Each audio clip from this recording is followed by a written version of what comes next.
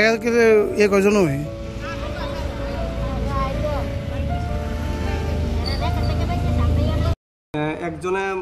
মোটামুটি 10 দিন 2200 টাকা করে পাইব।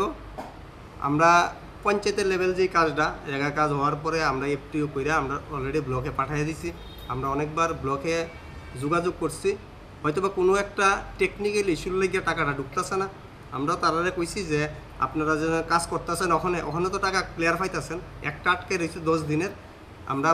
আমরা যেহেতু সাধ্য মতো আমরা যে ব্লক অবধি আমরা যেতে পারি, আমরা স্টাফ জিআরএস তাহলে বারে ব্লকে যাইতেছে। আমি ব্যক্তিগতভাবে বিডিওর সাথে কথা কইছি, আমার প্রধানও কথা কইছে। আমরা বারবারই চেষ্টা করতেছি টাকাটা কীভাবে ঢুকান যায়।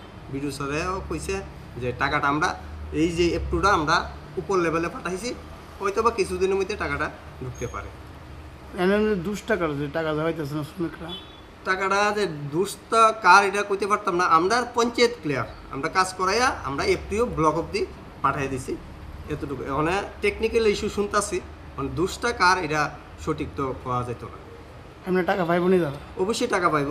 আমরা এতদিন ধরে 7 মাস হয়েছে, তারা 7 মাস হয়েছে আমরা টাকা পাইছে না। হ্যাঁ, আমরা পঞ্চায়েতে সবারই ক্লিয়ার। এই একটা এফটিও আটকে রয়েছে। কতজন শ্রমিক?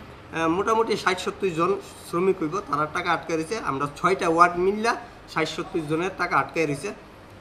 অবশ্যই টাকা পাইব। এবং 18 পর থেকে রেগার কাজ যতটা হয়েছে কোনো টাকাই আটকানো নাই। এবং এমনকি তারা যে 7 মাসের পরও যে কাজগুলি করছে ওই টাকাটিও তারা পাইছে। এই পঞ্চায়েতের মধ্যে কয়টা ওয়ার্ড আছে?